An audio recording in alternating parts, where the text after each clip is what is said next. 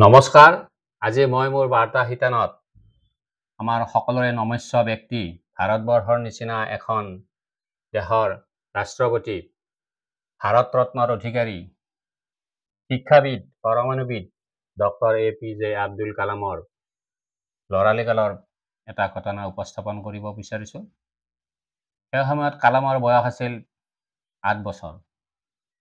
কালামৰ জন্মস্থান আকৌ অৱগত কৰিব কৈছোঁ। বৰ্তমান তামিলনাডু ৰাজ্যৰ ৰামেশ্বৰম নামৰ এটা দ্বীপনগৰী, তাৰে মছজিদ গলিত কালামৰ জন্ম হৈছিল। কালামৰ পিতৃ নৌকা ব্যৱসায়ৰ সৈতে জড়িত আছিল আৰু কষ্টৰ মাজেৰে তেনেকৈ পৰিয়ালটো পোহপাল দিছিল। কিন্তু সেই অঞ্চলটোত সেই সময়ত হিন্দু মুছলমান উভয়ৰে বাসস্থান আছিল আৰু অতি সুখ শান্তি সম্প্ৰীতিৰে সকলোৱে জীৱন নিৰ্বাহ কৰিছিল।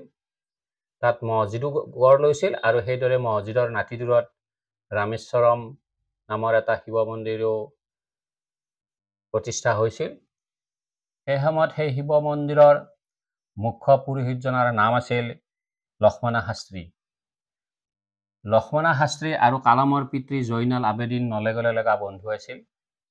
সুখ দুখ সকলো কথাৰ তেওঁলোকে সমভাগী হৈছিল।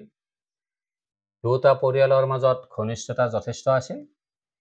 সেইলৈ কালাম আৰু লক্ষ্মণ শাস্ত্ৰী দেৱৰ পুত্ৰ ৰামনাথ দুয়োজনে একেলগে খেলা ধূলা কৰিছিল, পঢ়া শুনাও কৰিছিল। দুয়োজনৰে সমবয়সী আছিল।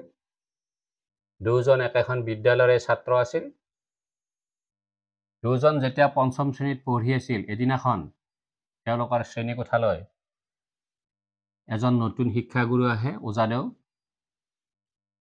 ওজাদেউ আহিয়ে তেতিয়া মন কৰিছিল, কালামক ভালদৰে নিৰীক্ষণ কৰিছিল। এইখিনিতে কওঁ যে কালামে ছাত্ৰ অৱস্থাতে তেতিয়াও মুছলমান সমাজে পৰিধান কৰা টুপি এটা সাধাৰণতে পিন্ধি স্কুললৈ আহিছিল।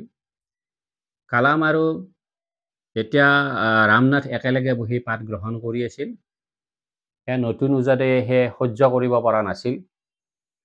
তেওঁৰ অন্তৰত ঈৰ্ষা ভাৱ জাগি উঠিছিল।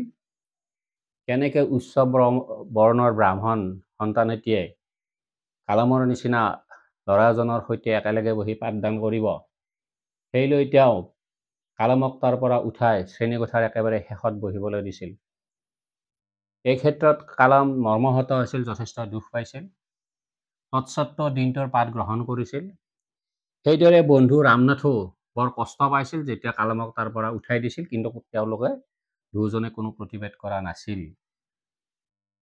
কিন্তু দিনটোৰ পাঠ গ্ৰহণ কৰি যেতিয়া ঘৰলৈ উভতি গৈ অভিভাৱকক কথাটো অৱগত কৰে, বিশেষকৈ ৰামনাথে যেতিয়া পিতৃ লক্ষ্মণ শাস্ত্ৰীদেৱক কথাটো অৱগত কৰে, তেতিয়া লক্ষ্মণ শাস্ত্ৰীদেৱ খঙত অগ্নিশৰ্মা হয় আৰু পিছদিনাখন নিজেই ৰাতিপুৱা বিদ্যালয়লৈ আহে। সকলো ছাত্ৰ ছাত্ৰীৰ সন্মুখতে ওজাদেউক যোৱাকালিৰ ঘটনাটোৰ বাবে ক্ষমা বিচাৰিবলৈ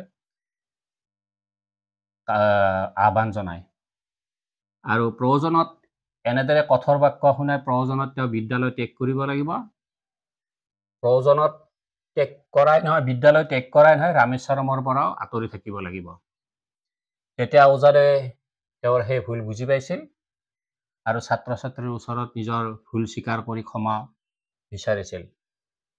গতিকে আমি লক্ষ্য কৰিলোঁ যে ঘটনাটোৰ পৰা আমি এইটো মন কৰিব পাৰোঁ যে সেই সময়ত শান্তি সম্প্ৰীতিৰে বাস কৰা অঞ্চলটোত একোজন ব্যক্তিয়ে কেনেকৈ বৰ্ণ বৈষম্যৰ ভাৱ বা বীজ ৰোপণ কৰিব পাৰে আৰু সেই বীজ কেনেকৈ গুণী জ্ঞানী ব্যক্তিয়ে অৰ্থাৎ লক্ষ্মণ শাস্ত্ৰীদেৱৰ প্ৰচেষ্টাত কেনেকৈ কলিতে নাইকিয়া কৰিব পাৰে, সেয়া এক জ্বলন্ত উদাহৰণ। উভয়ৰ শান্তি সম্প্ৰীতিত নতুন একোজন ব্যক্তি যেতিয়া তেওঁলোকক সমাজক এনেকৈ বিঘ্নিত কৰে, মানুহৰ মনত হিংসাৰ ভাৱ জাগি তোলে, সেয়া বৰ চিন্তনীয়। আজি সেই কালামে আজি ভাৰতবৰ্ষৰ নিচিনা দেশ এখনত ৰাষ্ট্ৰপতি পদত অধিষ্ঠিত কৰিছে। এয়া আমাৰ বাবে গৌৰৱৰ বিষয়। গতিকে আজিৰ নতুন প্ৰজন্মই আমি চিন্তা কৰিব লাগে যে আমি আমাৰ কৰ্মশক্তি, সততা মাজেৰে আমি কেনেকৈ সমাজত প্ৰতিষ্ঠিত হ'ব পাৰোঁ, সেয়া মূল লক্ষ্য হোৱা উচিত। আৰু এই মোৰ কালাম সম্পৰ্কে লৰালিকাৰৰ এই ঘটনাটো যিটো অৱগত কৰিলোঁ, এয়া আপোনালোকৰ পচন্দ হ'লে, ভাল লাগিলে মন্তব্য দিব আৰু প্ৰয়োজনত বাৰ্তাটো আনলৈ প্ৰেৰণ কৰিব বুলি মই আশা কৰিলোঁ। ধন্যবাদ।